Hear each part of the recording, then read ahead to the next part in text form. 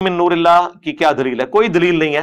صرف نور کہیں تو ٹھیک ہے, نور ہدایت بھی ٹھیک ہے, وہ سراج منیرہ کہا گیا ہے نبی علیہ السلام کو, تو وہ تو ہم مانتے ہیں. اسلام کی جو پہلی تفسیر لکھی گئی اہل سنت کے ہاں, تفسیر تبری ابن جریر, جس سے ابن کثیر نے سارا کچھ کیا, انہوں نے جو آیت ہے قد جاءکم من اللہ نور و کتاب مبین, سورہ المائدہ کی جو آیت ہے, اس کے کانٹیکسٹ میں لکھا ہے کہ یہاں نور سے مراد نبی علیہ السلام کی ذات ہے. ٹھیک ہے, بالکل ہے, ہم تو بخاری مسلم کو بھی نور مانتے ہیں, صحابہ کے اقوال کو بھی نور مانتے ہیں, لیکن ایز اے اسپیشی نبی علیہ السلام انسان تھے. مسند احمد میں ہے, دلائل النبوہ کے اندر بھی ہے, اور مشکات میں موجود ہے, بالکل صحیح حدیث ہے. نبی علیہ السلام نے فرمایا میں اللہ کے ہاں اس وقت بھی خاتم النبیین لکھا ہوا تھا جب آدم علیہ السلام ابھی مٹی اور پانی کے درمیان تھے. میں دعائے ابراہیم ہوں, میں عیسیٰ کی بشارت ہوں, میں اپنی والدہ کا وہ خواب ہوں جو انہوں نے پیدائش کے وقت دیکھا کہ ان کے لیے ایک روشنی ظاہر ہوئی جس کی وجہ سے شام کے محلات بھی ان پر روشن ہو گئے. نبی علیہ السلام کی والدہ محترمہ کو اللہ تعالیٰ نے یہ بشارت دی تھی کہ آپ سے وہ بچہ پیدا ہوگا کہ جس کا دین, جس کی حکومت بالآخر اس وقت کی سب سے بڑی سپر پاور رومن امپائر کو بھی سپرسیڈ کر جائے گی. ہم جو نبی علیہ السلام کے بارے میں یہ کہتے ہیں نا کہ وہ انسان تھے, تو وہ صرف اسپیشی کے طور پر کہتے ہیں, ہماری طرح کے انسان نہیں تھے. یہ ذہن میں رکھیے گا. بخاری مسلم میں حدیث ہے نبی علیہ السلام وصال کے روزے رکھتے تھے, ایک روزہ افطار کیے بغیر اگلا روزہ, یعنی کانٹینیوس 3-3 4-4 دن کے روزے. کچھ صحابہ نے رکھے, وہ بے ہوش ہو گئے, تو نبی علیہ السلام فرمایا ایکم مثلی, تم میں سے کون ہے جو میری مثل ہو؟ کسی نے نہیں پڑھا قل انما انا بشر مثلکم, نہیں پڑھا. ان کو پتا تھا کہ حضور کیا بات کر رہے ہیں. آپ نے فرمایا میں رات کے وقت اپنے رب کے حضور ہوتا ہوں, وہ مجھے کھلاتا بھی ہے پلاتا بھی ہے, میری مثل تو کوئی ہو نہیں سکتا. بخاری مسلم میں حدیث ہے نبی صلی اللہ علیہ وآلہ وسلم اپنی ان 2 آنکھوں کے ساتھ پیٹھ کے پیچھے بھی دیکھ لیتے تھے. ہمیں تو 180 ڈگری سے زیادہ نظر نہیں آتا, وہ 360 ڈگری دیکھتے تھے. آپ کو پیچھے صحابہ کرام نظر آتے تھے نماز کی حالت میں, یہ آپ کا معجزہ تھا. ہماری آنکھیں تو نہیں دیکھ سکتی. بخاری مسلم میں حدیث ہے نبی علیہ السلام نے نماز کسوف پڑھائی, جو سورج گرہن کی نماز ہے, اس میں چند قدم آگے بڑھے, ہاتھ بلند کیا, پھر واپس کیا. صحابہ نے کہا آج آپ کو ایسا عمل کرتے ہوئے دیکھا جو پہلے نہیں دیکھا. تو آپ نے فرمایا مجھے اللہ تعالیٰ نے جنت دکھا دی, اور اس میں نے انگوروں کا ایک گوشہ دیکھا, میں نے ارادہ کیا تمہارے لیے توڑ لوں. اب جنت 7 آسمانوں کے اوپر, ہاتھ بھی وہاں تک پہنچ رہا ہے, تبھی تو توڑنے کا ارادہ کیا, اور دیکھ بھی لیا, اور پھر فرمایا کہ نہیں, پھر میں نے اسے ترک کر دیا, اور اگر میں توڑ لیتا تو تم ہمیشہ کھاتے رہتے, کیونکہ جنت کی نعمتوں کو فنا نہیں ہے. ایک آپ نے دانا توڑنا تھا, دوبارہ لگ جانا تھا, وہ جنت کو تو فنا نہیں ہے. لیکن وہ پردہ جو بخاری مسلم میں حدیث ہے کہ جنت کی نعمتیں وہ ہے جو نہ کسی آنکھ نے دیکھی, نہ کسی کان نے سنی, نہ کسی کے دل پر ان کا کبھی گمان بھی گزرا. تو وہ پردے میں رہی بات. اب نبی علیہ السلام کی نگاہ مبارک, پھر بخاری مسلم میں حدیث ہے نبی علیہ السلام کے پسینے سے خوشبو آتی تھی, حتیٰ کہ آپ کا پسینہ لوگ عطر کے طور پر استعمال کرتے تھے, اپنی خوشبو میں ملاتے تھے, اور نبی علیہ السلام اسے انڈورس کیا کرتے تھے کہ ہاں تم یوز کرو. صحیح بخاری اور مسلم میں حدیث موجود ہے نبی علیہ السلام کا جو وضو کا بچا ہوا پانی, جب صحابہ کرام آپ ایک بڑے تھال میں وضو کرتے تھے نا, تو وہ تھال ضائع نہیں کیا جاتا تھا. وہ حضرت بلال جب باہر لے کے آتے تھے تو صحابہ کرام اس میں سے اپنے جسم کے اوپر تبرکن ملتے تھے. ایک تو بخاری میں صلح حدیبیہ والی حدیث ہے نا, بڑی لمبی, اس میں تو حضور وضو کر رہے ہیں, وہاں تو ڈائریکٹ وہ اپنے چہرے پر اور برکات حاصل کر رہے ہیں. مسلم شریف میں حدیث ہے نبی علیہ السلام سخت سردیوں میں بھی فجر کی نماز کے بعد جب باہر نکلتے تو مدینے کے لوگ اپنے بچوں اور غلاموں کو بھیجتے تھے برتن اٹھا کے, اور حضور علیہ السلام ہر برتن میں اپنا ہاتھ ڈالتے جاتے تھے برکت کے لیے. اور اخلاق دیکھیں, سردیوں میں کس کا دل کرتا ہے یار ٹھنڈے پانی میں ہاتھ ڈال, لیکن اب جتنے لوگ آتے تھے حضور کسی کو محروم نہیں لوٹاتے تھے, اور برکت ہوتی تھی اس کی, ظاہر ہے آپ کی مبارک تبرکات کی برکت ہے. آپ علیہ السلام کے ڈائریکٹ تبرکات کی بھی, انڈائریکٹ بھی. ڈائریکٹ تبرکات میں صحیح بخاری میں ایک تابعی کہتے ہیں کہ رسول اللہ کا ایک بال میرے پاس ہونا دنیا اور جو کچھ اس کے اندر ہے اس سے بڑھ کر مجھے محبوب ہے. اور بخاری مسلم حدیث ہے نبی علیہ السلام نے حج یا عمرے کے موقع پر جب حلق کروایا اپنے بال منڈوائے تو حضرت طلحہ کو دیے اور کہا صحابہ میں تبرکن تقسیم کر دو. نبی علیہ السلام نے خود تقسیم کروائے اپنے بال مبارک. حتیٰ کہ صحیح بخاری میں آتا ہے ام سلمہ ہماری جو ماں ہے سلام اللہ علیہا، انہوں نے رسول اللہ کے چند بال ایک ڈبیا سے نکالے اور کہا کہ یہ نبی علیہ السلام کے بال ہیں، ہمارے محلے میں جب کوئی بیمار ہوتا ہے تو ہم اس کا دھون اسے دیتے ہیں، وہ برتن بھیج دیتا ہے تو وہ شفا کے طور پر استعمال کرتے ہیں. یہ صحیح بخاری میں ہے. صحیح مسلم میں اسما بنت ابی بکر نے رسول اللہ کا کرتا نکالا کالے کلر کا کسروانی تیالسی جبہ جس پہ گوٹ بھی لگی ہوئی تھی، اور کہا کہ یہ نبی علیہ السلام پہنتے تھے اور یہ سیدہ عائشہ کے پاس تھا اور ان کی وفات کے وقت میں نے ان سے لے لیا، وہ بڑی بہن تھی ان کی، اور ہم اس کا دھون مریضوں کو شفا کے لیے پلاتے ہیں. اب یہ کرتا تو انڈائریکٹ تبرک ہے، چلے بال تو آپ کہہ سکتے ہیں جسم کا حصہ ہے، کرتا تو جسم کا حصہ نہیں ہے لیکن اس میں بھی تبرک آتا ہے. لیکن اس کی بنیاد پہ یہ آج کل کے بزرگ پیر حضرات اور کہتے ہیں یہ عبد القادر جیلانی کا بال ہے. یار حضرت ابو بکر عمر عثمان علی کے بال کدھر ہیں؟ انہوں نے تو تبرکن کوئی جاری نہیں کیا ہے. اور یہاں 2014 کے دھرنے میں ڈاکٹر طیب القادری صاحب اپنا پسینہ پونچھ کے ٹیشو پیپر تبرکن دے رہے تھے اور پلی یہاں سے لیتے ہیں. الیاس قادری صاحب کتنا عرصہ اپنے منہ سے نکلی ہوئی ہڈیاں اور یہ باقی چیزیں لوگوں کو تبرکن تقسیم کرتے ہیں اور پلی یہاں سے لیتے ہیں. پھر جب ہم یہ کہتے ہیں کہ تم لوگوں نے یعنی عزتیں رسول اللہ کے نام پر اویل کی ہیں لیکن پھر ڈاکہ مارا ہے ان کی عزت کے اوپر کہ تم نے وہ سارے پروٹوکول اویل کیے ہیں، کیا خلفائے راشدین بھی یہی کچھ کرتے تھے نبی علیہ السلام کی احادیث کی بنیاد کے اوپر؟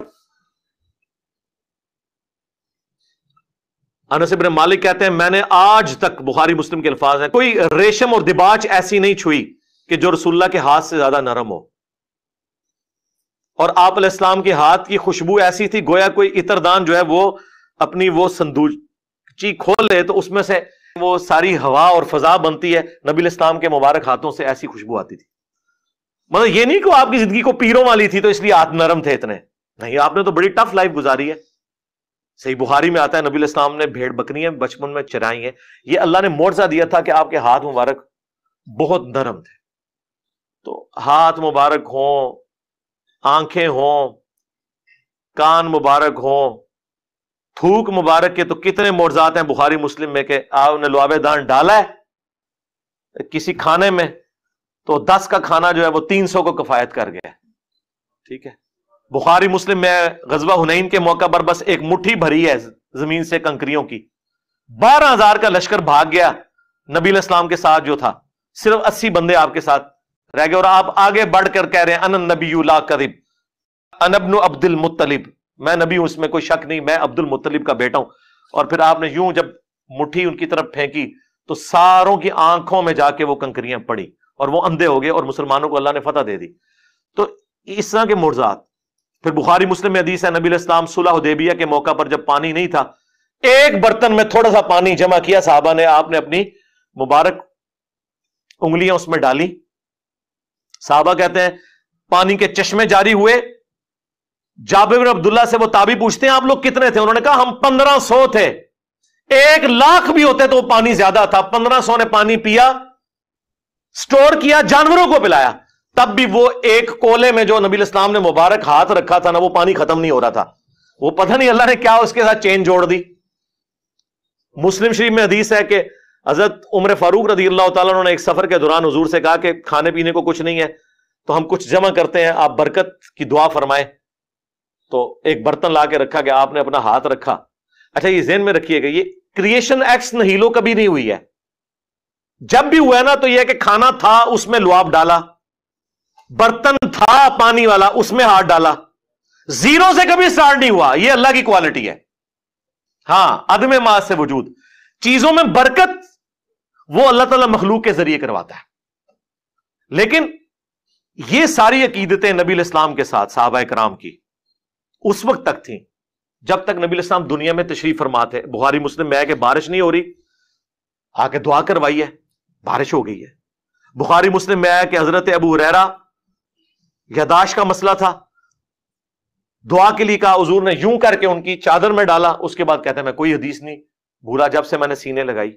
یہ معجزات ظاہر ہوتے تھے نبی علیہ السلام کے. صحیح بخاری میں آیا آپ علیہ السلام نے ایک صحابی کی پنڈلی ٹوٹ گئی، اپنا مبارک ہاتھ پھیرا، وہ کہتے ہیں اس طرح ہوگی کہ اس سے پہلے کبھی یعنی ٹوٹی ہی نہیں تھی۔ اب یہ سارے وہ معجزات تھے جو نبی علیہ السلام کی مبارک زندگی میں صحابہ کرام اویل کرتے تھے، لیکن جیسے ہی نبی علیہ السلام کی وفات ہوئی ہے، آپ کی قبر پہ جا کے کبھی کسی نے نہیں مانگا، بلکہ اس کے الٹ ملتا ہے۔ صحیح بخاری 1010 نمبر حدیث ہے، 1010، حضرت عمر کہتے ہیں انا کنا نتوسل الیک بنبینا، اے اللہ پہلے ہم تیرے نبی کے توسل اختیار کرتے تھے، تیری بارگاہ میں پیش کرتے تھے ان کو، وہ دعا کرتے تھے، ان کی دعا کی برکت سے بارش نازل ہوتی تھی۔ اب ہم تیرے نبی کے چچا کو لے کے آئے ہیں، ان کی دعا کی برکت سے بارش نازل فرما دے، اور وہ پھر بارش نازل ہو جاتی تھی۔ تو نبی علیہ السلام کی وفات کے بعد لوگ قبر کے ساتھ نہیں عقیدہ وہ وابستہ کیے ہوئے تھے۔ یہ بریلوی حضرات جتنی باتیں کرتے ہیں نا، یہ بالکل درست ہیں۔ میں اس لیے اکثر کہتا ہوں کہ رسول اللہ کی زندگی میں جو صحابہ کی حضور کے ساتھ عقیدت تھی وہ آپ بریلویوں میں دیکھ لیں، اور رسول اللہ کی وفات کے بعد جس طرح کی عقیدت ہونی چاہیے وہ آپ اہل حدیث کے اندر دیکھ لیں۔ چند ایک غلو والی چیزیں وہ الگ ہیں، وہ ہر جگہ موجود ہیں، وہ اختلاف اپنی جگہ، لیکن یہ نہیں ہوا کہ حضور کی قبر کی مٹی کو لے جائے، سجدے شروع کر دے، ناٹ ایٹ آل، نیور، کبھی ایسی بات نہیں۔ حضور کی میت کے اوپر خطبہ دے رہے ہیں حضرت ابوبکر صدیق رضی اللہ تعالیٰ عنہ، بخاری میں کم از کم 4 جگہ ہے، اور کیا بول رہے ہیں؟ من کان یعبد محمدا فإن محمدا قد مات، آگاہ ہو جاؤ جو محمد کی عبادت کرتا تھا وہ جان لے کے محمد مر چکے ہیں، یہ وفات پا گیا۔ پاکستان میں تو احتیاط سے ترجمہ کرنا پڑتا ہے۔ تو وَمَن يَعْبُدُ اللَّهَ، اور جو کوئی اللہ کی عبادت کرتا تھا وہ جان لے فَإِنَّ اللَّهَ حَيٌّ لَا يَمُوتُ، اللہ زندہ ہے، اسے کبھی موت نہیں آئے گی۔ رسول اللہ کی میت کے اوپر نعتیں، درود شریف، آیت کریمہ کے ختم نہیں، توحید بیان ہو رہی ہے، اور یہ نبی علیہ السلام کی خوبی ہے۔ یہ آپ علیہ السلام کو اللہ تعالیٰ نے پھل دکھا دیا کہ آپ کے تربیت یافتہ لوگوں نے جیزس کرائسٹ کے ماننے والوں کی طرح ان کے بارے میں ڈیوینٹی نہیں کلیم کی، بلکہ آپ کی میت کے اوپر توحید بیان کی ہے۔ اور کیوں نہ ہوتا، صحیح بخاری میں حدیث ہے، دیکھنا میری شان کو اس طرح بلند نہ کرنا جس طرح نصارہ نے اپنے پیغمبر کو بڑھا دیا تھا، میں اللہ کا بندہ اور اس کا رسول ہوں، مجھے اللہ کا بندہ اور اس کا رسول کہنا۔ بخاری مسلم دونوں میں حدیث ہے، اما عائشہ کہتی ہیں نبی علیہ السلام کی وفات کے دن چل رہے تھے، آپ تکلیف کی وجہ سے بار بار اپنی چادر اپنے چہرے سے ہٹاتے، اور آپ صلی اللہ علیہ وآلہ وسلم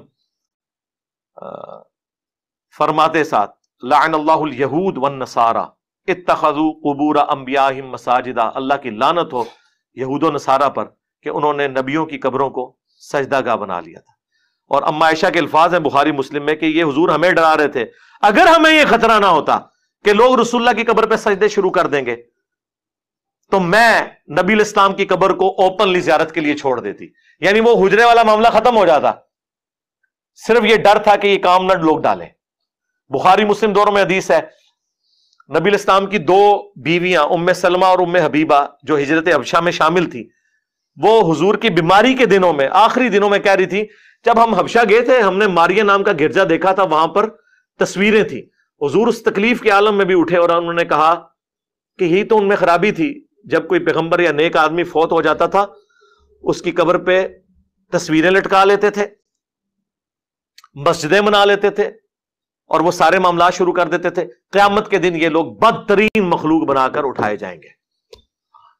باقی قبر رسول اس پلانٹ ارتھ پہ اللہ تعالیٰ کی تجلیات کا مرکز ہے، شاہر اللہ میں سے ہے، اس کی حاضری نفلی عبادات میں افضل ترین عمل ہے۔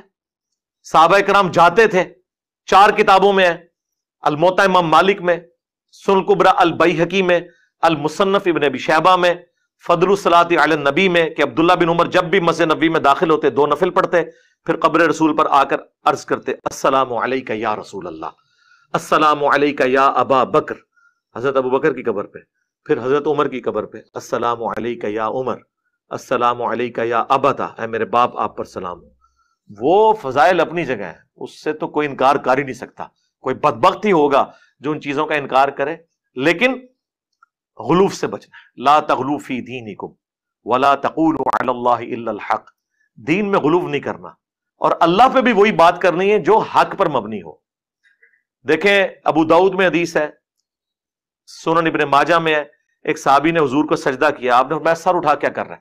ان کا یا رسول اللہ ہیرا نامی جگہ پر گیا تھا، وہاں لوگ اپنے سردار کو سجدہ کرتے ہیں، آپ تو اللہ کے نبی ہیں، آپ نے فرمایا جب میں فوت ہو جاؤں گا اور تم میری قبر سے گزرو گے، کیا میری قبر پہ بھی سجدہ کرو گے؟ کہا نہیں یا رسول اللہ۔ تو فرمایا پھر مجھے کیوں سجدہ کر رہے ہو؟ اگر میں سجدہ جائز سمجھتا تو بیویوں سے کہتا کہ اپنے خامدوں کو سجدہ کریں اس حق کے سبب جو اللہ نے ان کو دیا ہے۔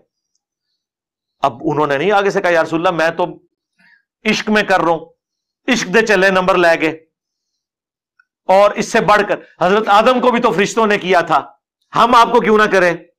لاجکس تو بناتے ہیں نا اس طریقے سے، کورالریز بناتے ہیں، خصوصاً آپ بریلویوں کو دیکھیں گے، اہل تشیع کو دیکھیں گے، وہ کیسی کورالریز بناتے ہیں، جی ادھر یہ ہو گیا تھا ادھر کیوں نہیں ہو گیا؟ اس طرح آپ کریں گے تو کل کو آپ نبی الاسلام کے والد کا بھی انکار کر دیں گے کہ چونکہ حضرت عیسیٰ بغیر باپ کے پیدا ہوئے تھے اور یہ حضرت عیسیٰ کی بہت بڑی فضیلت اور معجزہ قرآن میں رپورٹ ہوا ہے، ہم بھی اپنے نبی کے والد کے ہونے کا انکار کر دیں گے؟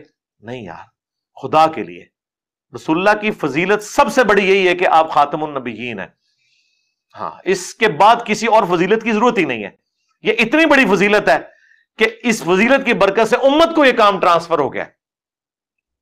کنتم خیر امت اخرجت للناس تأمرون بالمعروف وتنہون عن المنکر وتؤمنون باللہ۔ تو بات کہاں سے کہاں چلی گئی؟ نبی الاسلام کے حوالے سے چونکہ ڈسکشن تھی اس لیے میں نے اب ربیع الاول کا تقاضا ہے میں اس پہ بولا۔